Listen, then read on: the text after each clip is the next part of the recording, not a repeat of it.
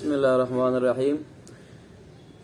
ये जो निस्बत ख़ता वाला मामला हुआ और डॉक्टर साहब ने जो अल्फाज बोले, तो उसके बाद उन्होंने खुद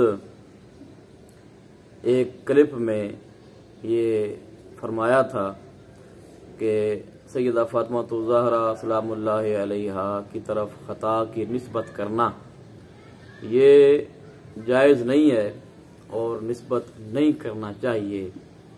और इस पे बाकायदा उन्होंने एक सेशन भी किया, एक सेमिनार किया और आज भी नेट पे आप देख सकते हैं कि उनका जो बैकग्राउंड है उस पे बेखता बेगुनाह सैयदा फातिमा ज़हरा सलामुल्लाहि अलैहा रज़ियल्लाहु ताला अन्हा का नारा लगाया गया और बाकायदा उसका ये मौजू रखा गया।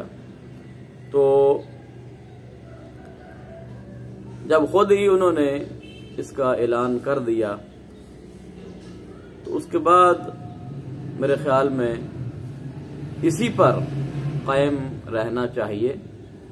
और ये जो जंग जारी है इसमें नुकसान किसका हो रहा है?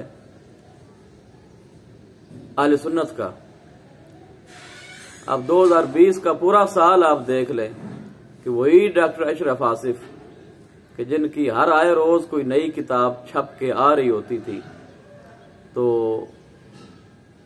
इल्मी हवाला से इस हवाले से कितना काम हुआ है।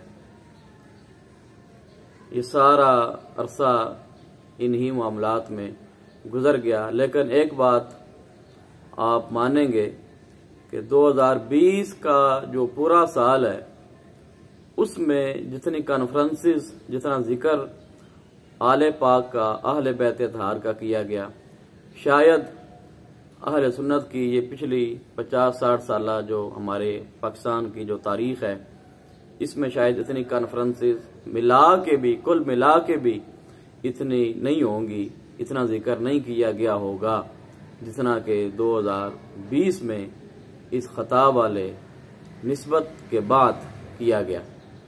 अल्लाह रब्बुल आलमीन हमें अहले सुन्नत की खिदमत की तौफीक अता फरमाए।